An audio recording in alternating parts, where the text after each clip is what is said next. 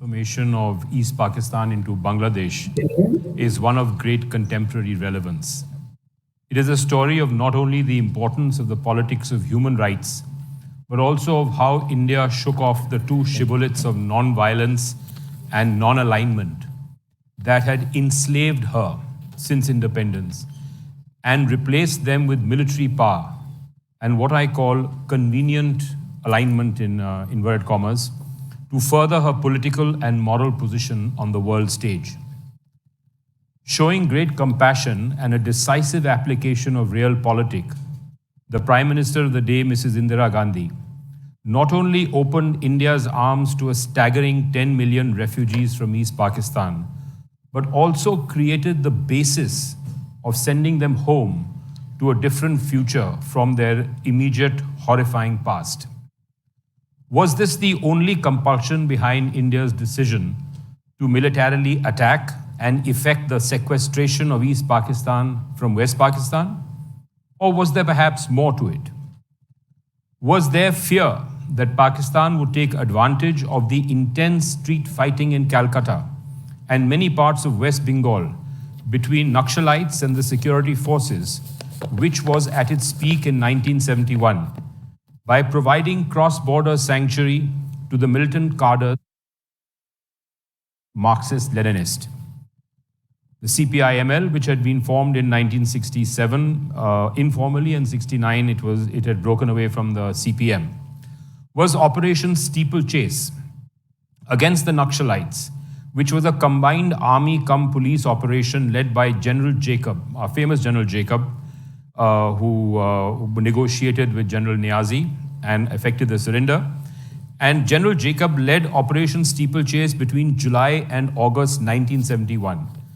And was this Operation Steeplechase really the first part of a two-part strategy to bringing about regime change in Dhaka and permanently deny Pakistan this card on our eastern borders? So with one fell swoop of realpolitik, Mrs. Gandhi was trying to probably ensure that Pakistan no longer had access to trouble India on her eastern borders.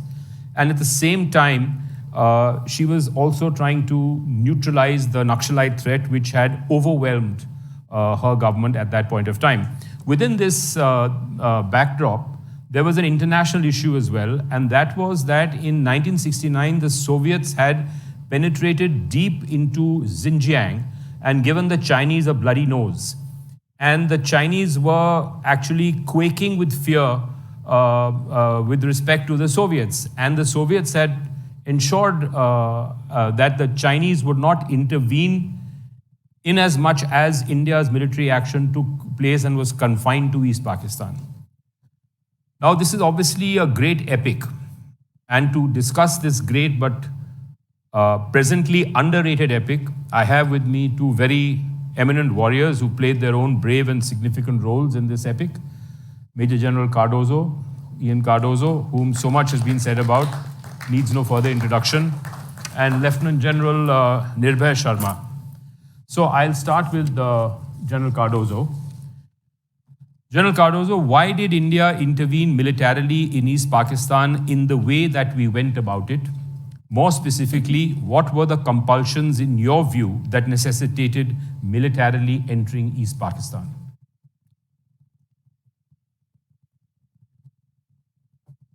Today, can you hear me?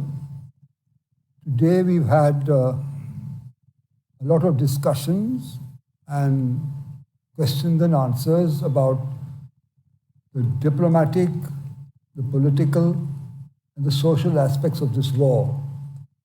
But the answer to the compulsions as to why the Prime Minister Indira Gandhi decided to intervene militarily in East Pakistan, I would like to give a very simplistic answer. And that is, if some hoodlums had come to your house and forced 20 people to stay with you for time immemorial, and you have to feed them and clothe them and attend to all their needs for keeps, what would you do? You probably go to the police. If you didn't find an answer, you probably go to the government. And if you didn't get an answer, what would you do? That's exactly what happened to India and the Prime Minister. When Pakistan instituted genocide, of which you've heard about all this morning, so I don't have to go into more details. When 1 million people were killed and thousands or lakhs of women were raped, girls raped, and 10 million refugees came into India, into the states of West Bengal, Tripura and Orissa. Prime Minister Indira Gandhi visited these camps and she heard the horror stories. And she decided that, and they all wanted to go back. And therefore now if you look at every country ought to have a vision. I don't know whether India has one. China has one, certainly. But the vision at that time was short. It was for a short period. And after listening to these refugees and looking at the situation for her own country, the Prime Minister decided on military intervention as only route out. But she was concerned about world opinion. She approached the UN, which was a toothless image of rectitude, led by the Americans. She went to the Americans, she went to the British, she spoke in Paris in French, but the Western nations and the UN were blind and deaf to the problems that were created both in East Pakistan by the genocide and the refugees in India. And the UN stated categorically, backed by, of course, by the Americans, that the genocide in East Pakistan is an internal matter of Pakistan, and therefore we need not intervene. And as far as the refugee problem is concerned, it is a bilateral problem between India and Pakistan. So, what could Indira Gandhi do? So she called Sam, the army chief, and said, I think we've lost all the options, now we need to go militarily. But the army chief said, I'm sorry, we are not ready for a military intervention. I've got a whole list of requests, the Ministry of Finance and the Ministry of Defense, which have not been looked at. We are not ready to go to war. Then the Prime Minister very astutely, firstly, we need to understand and appreciate the fact that there was total convergence and cooperation between the three armed forces, Army, Navy, Air Force, and total synergy between the armed forces, the politicians, and the bureaucrat. Due to the Prime Minister, he told the ministries of defense and finance to do what the chief wanted, but the chief also wanted time. There are many factors which cannot be discussed now, but she listened to what the chief had to say, and she decided that she would use this time usefully by visiting London, Paris, and USA, New York, as well as the UN. But and she talked to Richard Nixon and Kissinger, but they all turned a deaf ear to her. So she, as far as the world is concerned, she took every step possible to prevent war. And when that was not needed to, it was inevitable that military action was the only answer. So that was the compulsion which necessitated military intervention in East Pakistan by India. Now, you would, I'm sure, know that the Western nations, particularly America, has intervened in any number of countries across the world, and no questions asked. But when India had to legitimately take military intervention into East Pakistan, there were many questions being asked. What were your compulsions? Why should you go into? So I think this is ridiculous. Therefore, as far as the Naxalite movement is concerned, uh, Mr. Iqbal Malhotra is very correct in saying that nothing much has been spoken about this. Nothing much has been written about it, except Jacob has made a couple of a small paragraph in his book to say that there was a Naxalite movement before the war which was contained. How it was contained, what happened, I'm sorry, I don't know. So basically, what you're saying is that there were three reasons. The first was economic, because there were all these refugees who were in India and they had to be fed and clothed and they wanted to go back. The second was moral and ethical, that there was genocide and rape and murder and mayhem going on in East Pakistan, and that had to a stop had to be put to it, and the Western nations were ignoring us. And the third factor was this, that Mrs. Gandhi gave them a long rope and tried to see if the world would intercede and step in. And when the world didn't intercede and step in, then she decided to do that. And in doing so, she abandoned the traditional pillars of non-alignment and non-violence that had governed our philosophy for 25 years. So there were three reasons, basically. Absolutely. I will now turn to General Sharma. Can I just say something? Yeah, please go ahead.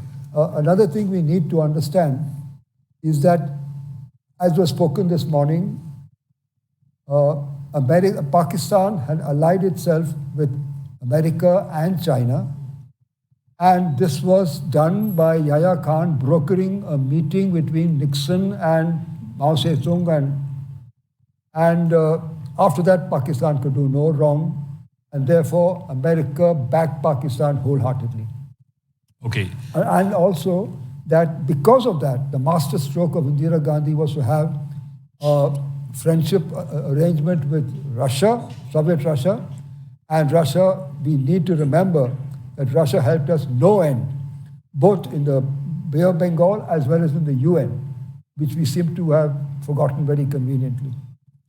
Okay, General Sharma, what were the contours of the actual plan to invade East Pakistan? And how did the Indian Army operationally execute it? Did the plan work as expected, or were there any glitches? Well, thank you very much for inviting me, and I would not repeat what has already been said. Basically, I'll take on to respond to your question from the time that the war clouds had started building. Now, this period from March to early December,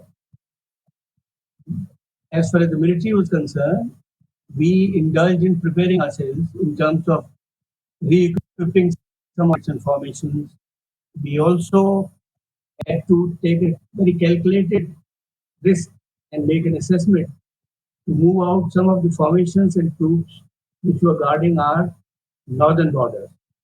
Because all along our entire defensive posture was poised towards either north or west.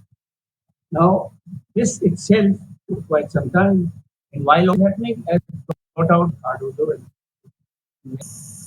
Our political leadership went around trying to build a public opinion, and also while we found hostility and certain amount of resentment on the part of America, we also signed a treaty of friendship with the Soviet Union.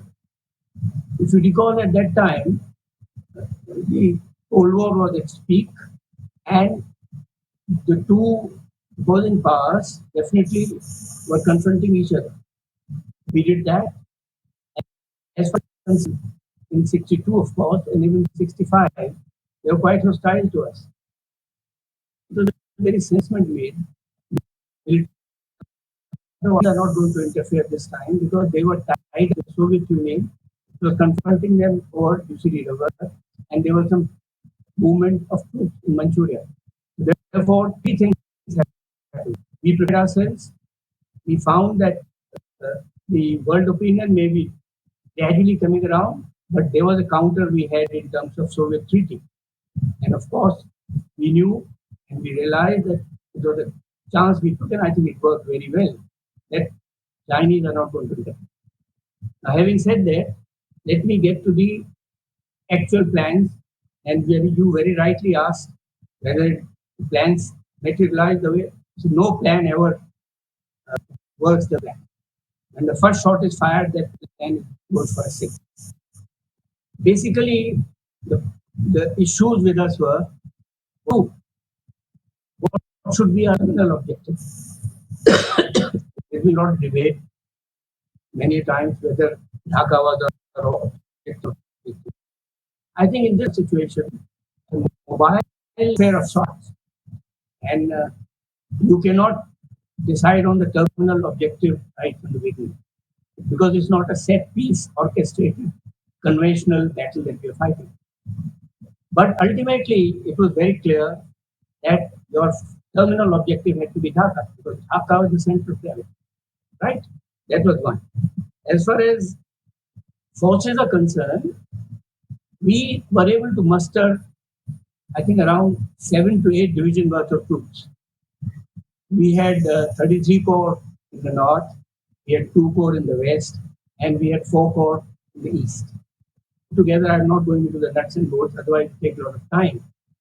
On the other hand, Pakistanis, initially they had a division plus, but they had built it up to about 4 divisions. Plus they had Razakars, and Razakars of 2 varieties were the Mujahids, and the other were the Ansaris. So all told, the force levels were quite comparable. What tilted in our favor in terms of force level was the element of Mukti Bahini and the local support that we had. There are views on it as to how relevant they were, but I think overall it was a big factor in our and a resource which we had. Now, having talked about the objective, having talked about the forces, I forgot about the Air Force. Pakistan had one squadron in East Pakistan of sabers, and that's about all. We had a fairly good air advantage over there. Now, what were our plans? You know, the terrain in East Pakistan is rice, we had water. But in any case, we had decided to go after it. But at the same time, the choice was whether to attack the fortified positions which Pakistanis had occupied or to bypass. Pakistanis miscalculated our objectives, and they thought that if they were to hold on to strong points and certain communication centers, they will reduce our ingress up to a certain point. And I expected the UN and the others to come in. What they had not bargained for and what we did was that we invariably bypassed these strong points. And wherever we did not, the operations were delayed and we paid a price for it, whether it is Delhi, whether it is Hilli, or many, or in Bogra for that matter. But that much said that we decided to bypass them. Now, with this, there were 3 very clearly discernible thrust lines of 33 corps, 2 corps, and 4 corps. Now, in terms of terrain, there is this area between Jamna and Meghna River, which actually culminates almost short of Dhaka. That area has least amount of river obstacles. And if an ingress is made through that, it can definitely succeed. Pakistanis, in their scheme of things, to what I just said. Now, what happened? The battle joined. We know how it. Pakistanis attacked our airfields. We had to maintain a very balanced posture on our because so therefore we did that, and I think their initial thing did not succeed at all. But what happened on the eastern side? We launched the attack, and progress was slow. By about 10th of December, there was some kind of a, I won't say stalemate, but we had slowed down. 4 corps crossed Meghna that day with helicopters. I'll talk about that later time permitting. But that is all. It is at this time that the Indian Army decided to use the airborne troops.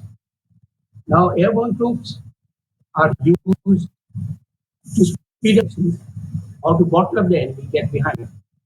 In this case, what we had done, and we had thought of it well in advance, because one officer from our setup had moved in sometime middle of November. He was infiltrated inside, and he was interacting with the NLP Bahini, and he had given us a fairly good idea. And our assessment was that Tangail is a good objective where Bahini has certain hold, and if we were to capture that, we'll do two things.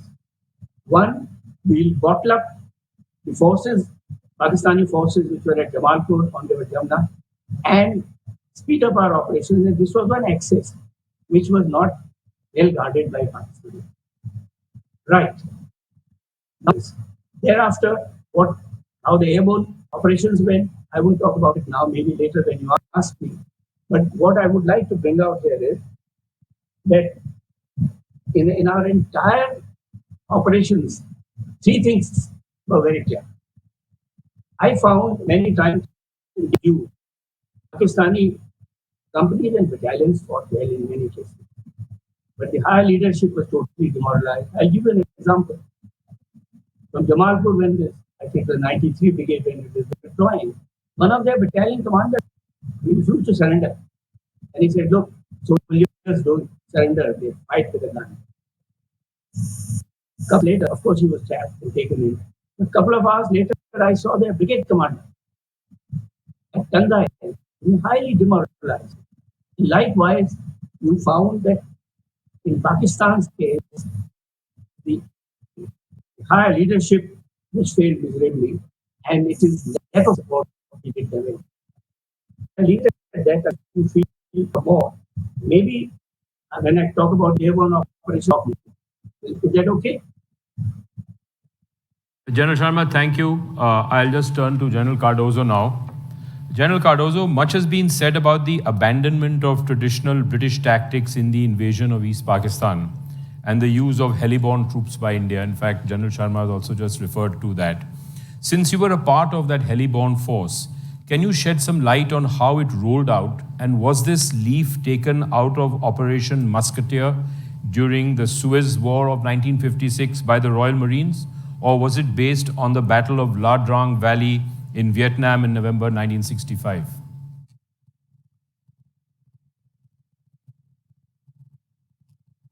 I think it has also been commented earlier in the day that the British Indian Army before independence was trained by Britain both in World War I and World War II to attack the enemy where it is strongest and to move forward only after the objective has been captured. Now, the strategy of General Niazi was GOC&C of all forces in East Pakistan had decided to defend East Pakistan by a string of fortresses, which he called the fortress concept. These fortresses were based on communication centers and built across river obstacles and deep minefields, and fell within the defended areas of the brigades and the divisions. He hoped that the Indian Army would attack these fortresses and get stuck. In the meantime, he hoped that the Americans and the Chinese would intervene. But the Indian generals saw through his plan and decided that this would not happen, and they assaulted the defenses in the gaps between these fortresses and headed for the objectives in depth. Now, whereas Niazi's concept of defensive strategy had a strong outer crust, he had no depth and he had no reserves. So the operations moved much faster than we anticipated. So that in brief is how we secured our objectives so fast. However, I think we need to understand also that there was a difference of opinion in the strategy as evolved by General Jacob in Calcutta, Eastern Command, and by the Indian Army in Delhi. The Indian Army in Delhi strategy was based on the Prime Minister's vision that we need to capture enough territory in East Pakistan for the refugees to go back. And therefore, as was mentioned earlier also, Sam Manekshaw felt we go to the river line, the 4 offensive formations, surround Dhaka, and Dhaka would fall automatically. But Jacob felt that Dhaka was the nerve center of East Pakistan and it needed to be captured. Ultimately, it panned out that I'd also like to compare the race for Dhaka with the race for Berlin. Whereas the race for Dhaka, India had no aim to capture territory, whereas in the race for Berlin, the Allies, the British, the French, the Americans, and the Russians were all rushing towards Berlin to capture territory.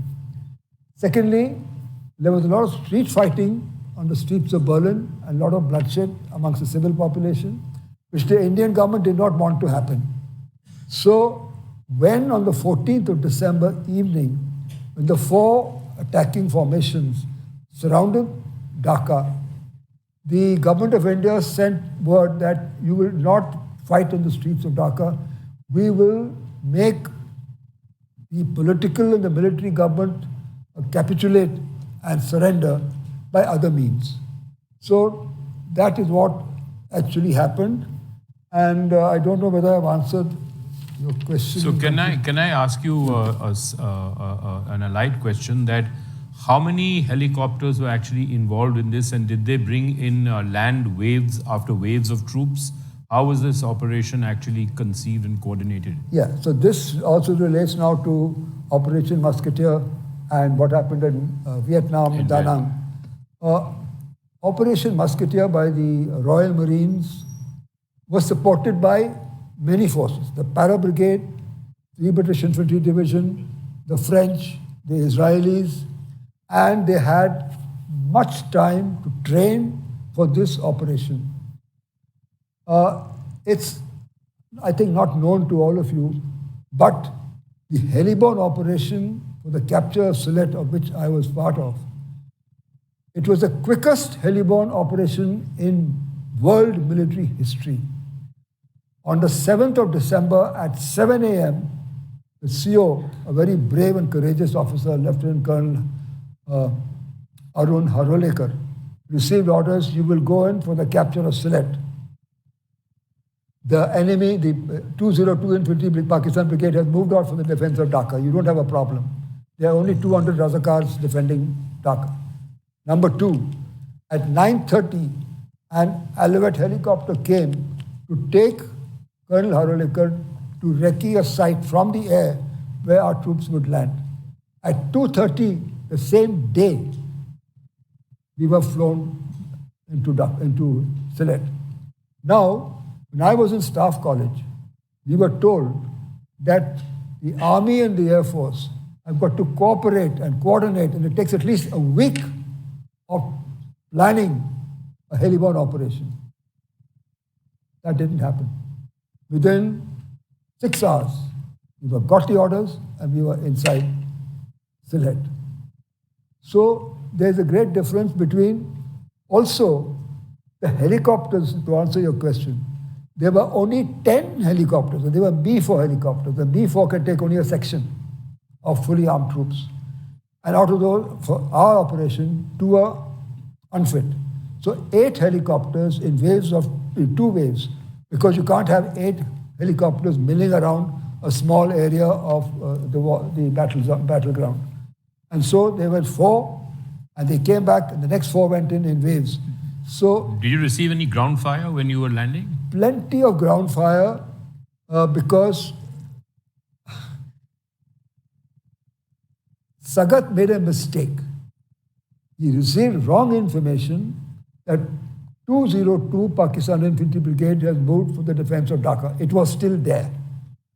And when the first wave of 4-5 GR landed the Charlie Company in the battalion headquarters at about 3:30 on the 7th of December, there was 202 Brigade and 313 Brigade, which actually was supposed to move to Dhaka, reinforced Sylhet.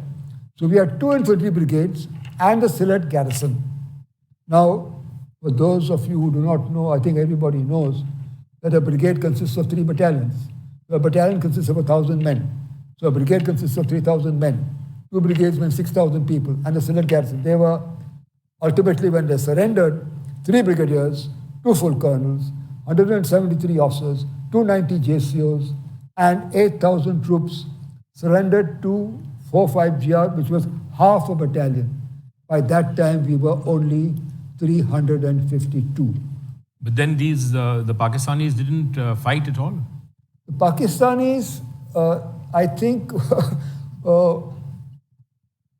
what helped us was the BBC.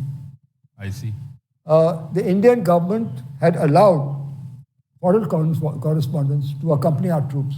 They ate with them, they marched with them, they slept alongside. So they were embedded with you. They were embedded with us and they were giving, whereas the Pakistan radio nobody believed, including the Pakistanis. All India radio was giving information 24 hours later because they had to get clearance from army headquarters. The BBC and other foreign correspondents were reporting activities as they happened on the ground, which was great because the world was accepting information from neutral organizations. And 2 things happened. BBC announced on the 9th of December, a brigade of Gurkhas has landed at Sylhet. So the CEO and I were listening, and we knew the Pakistanis were listening. So we said, let's pretend to be a brigade. So we moved Charlie Company and Delta Company and Alpha Company forward to simulate a brigade. But there was a big risk there because the inter-operational distance between the companies and interlocking of MMGs could not take place. But we took that risk. It was only later on when a Pakistani patrol went through one of the gaps and we had to fight and chase them out. Then the CEO and I said, what would we do if we were in Pakistan's place? And the answer we arrived at, we would attack. So we said, let's get the companies back, because if we have to die, we should die after giving them a bloody nose, and we should be together, because we were short of ammunition. When the CEO and I were going around the troops, they were sharpening their kukri. So we said, in Nepali, what are you doing? He said, Saab, don't worry, if we don't have ammunition, our trusted weapon is here, we'll use the kukri. Now I'd like to tell you, answer your question. Why did Pakistan, when they had such a lot of force, not really attack us with full vigor and energy? Because we had fought 2 battles earlier at places called Atgram and Ghazipur. At Atgram, 45 GR launched the last kukri attack in modern military history. We had no artillery to support us because 8 Div did not have artillery. So the CEO said, we'll attack by night, we'll do a surprise attack, and we will use our kukris. That night, moonlight night, the moonlight reflected the blades of the kukris. We severed 32 heads and disembodied, annihilated Charlie Company of 31st Punjab. And those who survived ran back and told their people, don't mess with the Gurkhas, you'll lose your head.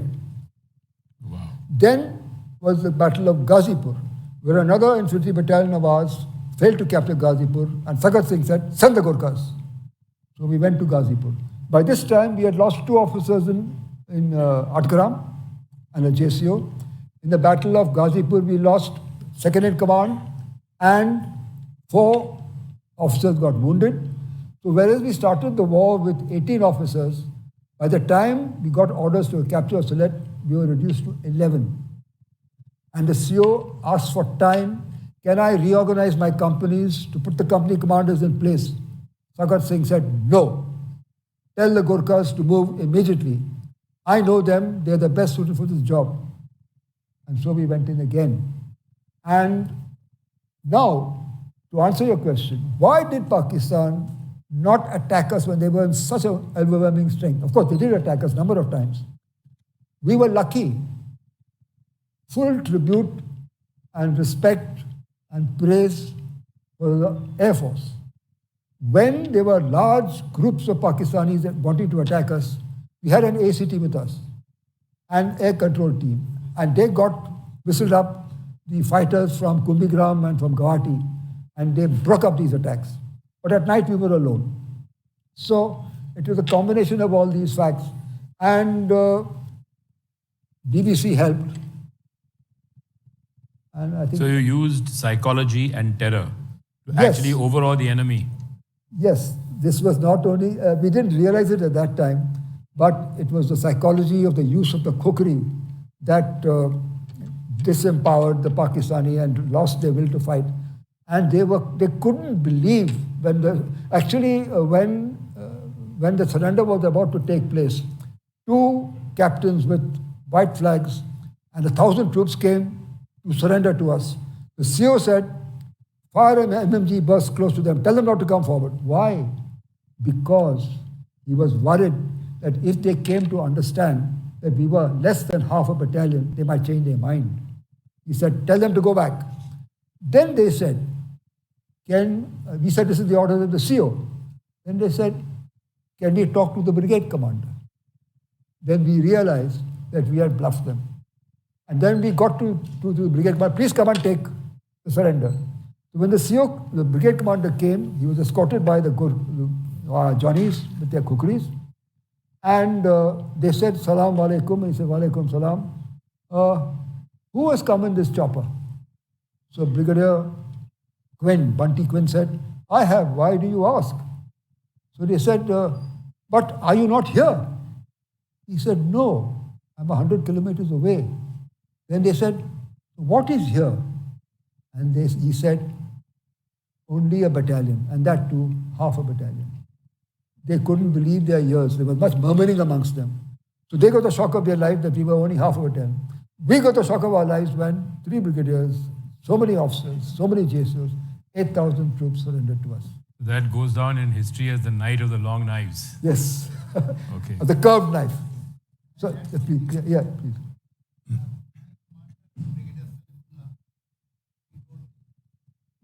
He was the brigade commander in Yeah. What happened actually, another brigade was, this was in 313. Moloi Bazar.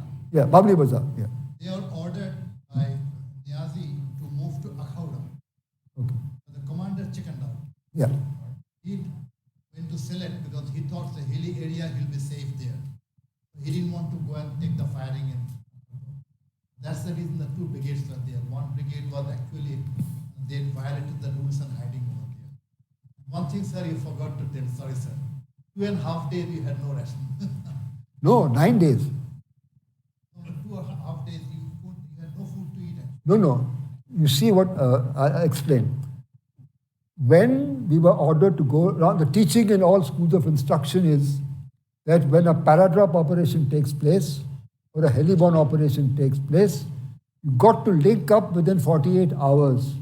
If that does not happen, the force which has been paradropped or heliborne landed, they will disintegrate due to casualties, lack of ammunition, lack of supplies, and the defending force will be reinforced. So it is essential that the heliborne force, our battalion, had to be reinforced within 48 hours. We were not, the div commander committed himself and said, we will reinforce you within 48 hours. We were not reinforced for 9 days and 9 nights. So what did you eat? Firstly, water. There was no water. There were these muddy ponds full of muck.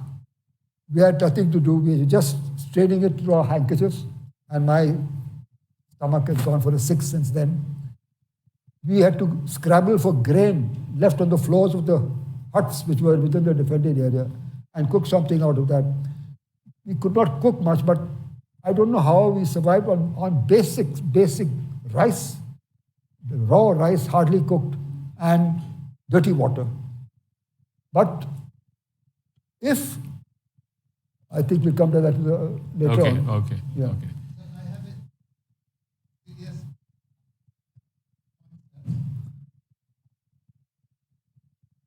Indians didn't attack in 1971, sir.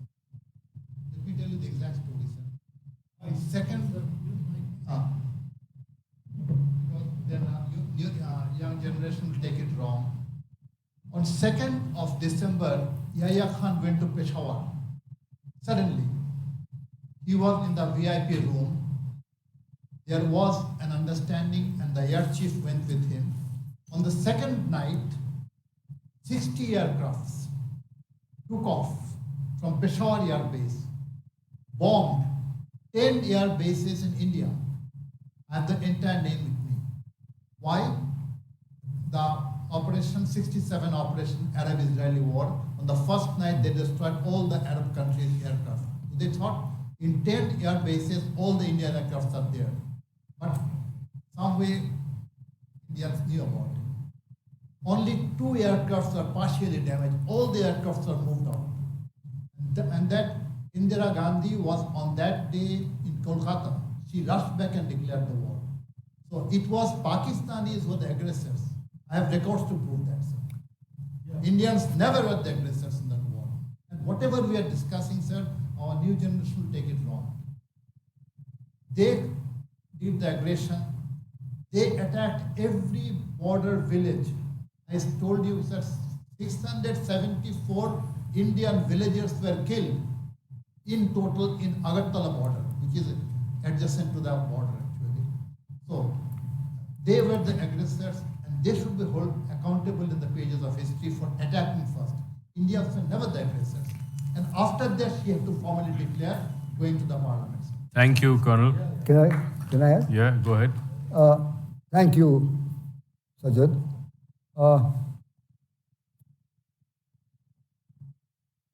What actually happened is that Pakistan did attack all these airfields, and when Indira Gandhi, as Sajad was saying, was returning from Calcutta, she was coming to Delhi. The aircraft was diverted to Lucknow, and the pilot sent for, I think, D.P. Dar, who was on the plane, and spoke to him.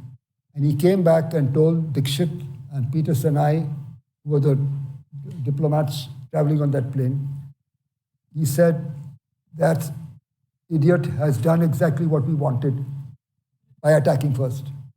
So it gave India a clean chit. Not that we were not prepared to attack. We had prepared our plans to attack.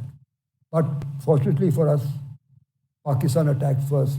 And as far as the world is concerned, they attacked India first.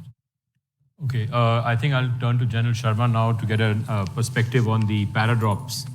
General Sharma, you were paradropped into Dhaka and were a part of the first Indian Army unit to enter that city.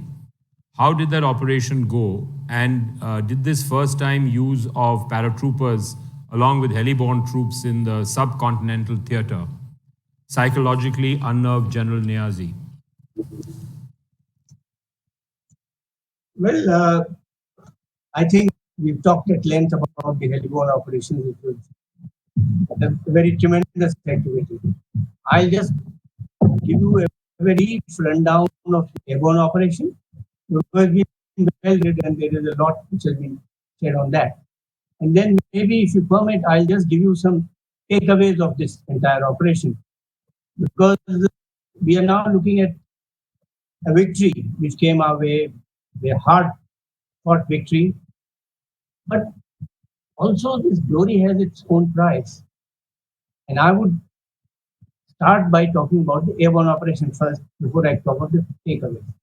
On 11th December, we were paradropped at a place near Tangai, which is about 60 odd miles northwest of Dhaka. Well, initially there was a tremendous amount of discussion whether we should be dropped directly at Kumritola, which is the airport of Dhaka, or it should be Tangai. I think ultimately it was decided that if we were to assault Kumritola, it may be stretching ourselves a little too far. Right? Tangai was chosen, and like I mentioned, we had a fairly good groundwork done. Now, airborne operation is inherent for its complexities. And for this operation, we had to use the entire transport fleet of the Indian Air Force, 50 aircraft in all. We used 2 mounting airfields, Raikunda and Dum Dum. We use all sorts of aircraft. We use Packets, we use AN-12, we use Dakotas, we use Caribous, whatever we have. I will not go into the details of the flight and how the drop took place. Suffice it to say that soon after we were dropped, we advanced and captured our initial objective, which was the bridge at Pungli on River Lohajang, which is on the outskirts of Tangai. Enemy was still on the other side, 93 Brigade, they were way behind. They did not expect this drop to take place. And the drop timings had been advanced by about 2 hours. We were to be dropped at about 7:30, but we were dropped 2 hours in advance so that we could. Now that worked to our advantage because much later on 16th, when I met the garrison commander at Mirpur, he said, "हाँ हमें पता था पूरी para brigade drop हुई है." Exactly the way Cardozo is talking about. So we were able to consolidate before the first column of 93 Brigade came in. They were taken totally by surprise. Our capture of the bridge was relatively easier, except that what pained us the most was that some of these fellows, before they were taken in, we found some women who had just been killed there in the bunker. One of the reasons why they lost the war. Anyway, after that, we found that the Jamalpur resistance had broken because they were under the impression the whole brigade was behind, and they started. In that, we inflicted heavy casualties, and thereafter, next day, a link-up took place. A link-up took place with 1st Maratha. We had 2 para, which is old 3rd Maratha. And my CEO, late Purvan Pannu, had told CEO, 1st Maratha, that when he links up with us, we'll welcome him with a tot of rum. And I remember when that drop took place and we were collecting ammunition, our guns were being dropped, everything. The Subedar Major Bahadur Sahab was more worried about the jerry cans which had been dropped because they had to keep the promise. But that is the kind of a thing which Army has, and we were able to link up and then consolidate.